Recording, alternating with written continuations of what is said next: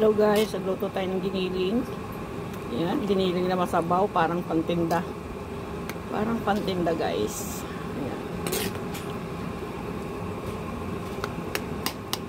Dito po ako nagluto sa labas kasi matigas pa siya eh. Niluto ko siya sa tubig. Ito po ang ulam namin for today. Mahilig po kami yung mga madaling lutuin po. Yun ang aking niluluto. Hindi po kami mahilig sa masos na pagkain. Minudo lang yung inaano namin sa kaminsan yung apretada, yung mechado. Pero wala kaming panggawa ng mechado at saka minudo. Ito lang po yung meron. Ubos na po ang laman ng aming freezer. Bangos na lang po ang laman. Tubig na ang magiging laman niya. Bukas wala ng laman ang aming freezer. So ayan guys. Mixed vegetable po yung nilagay ko dyan. Wala siyang patatas. Saka bell pepper. Bell pepper po madami kami eh. Nilagyan ko siya ng isang buong bell pepper. So, ayan guys. Medyo pinapatuyo ko lang ng konti bago ko siya hanguin.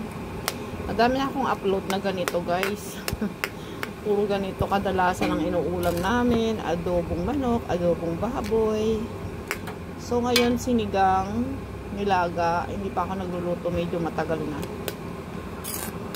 Kasi wala eh. Pag wala akong pangluto, hindi ako nagluluto nun. Pag namalengke si Modesto guys, yun. Siguro, malamang. Mga ganyan. Ito naman, i-upload ko ito sa YouTube ni Modesto guys. Sa YouTube naman ni Modesto ko ito i-upload.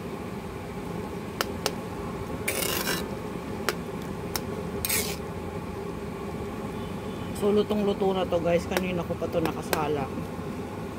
Pinapatuyuan ko siya. So, ayan guys yung oil. Yan yung pinakagaas. Gas nitong kalan. Ito po ay pangluto dito sa labas. Mauling. So, isasaling ko siya dito sa aking pag naluto. Kasi ito mauling. So, kaya dito. Medyo pinapatuyo ko siya guys para hindi naman masyadong masabaw, para siyang pangtinda na ulam.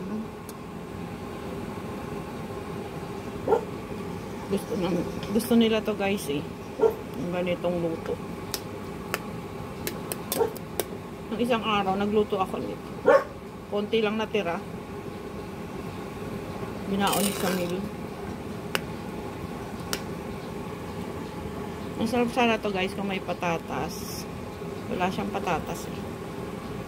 Ang lang meron dyan ay yung corn, carrots, saka yung bell pepper. Meron yung aso guys.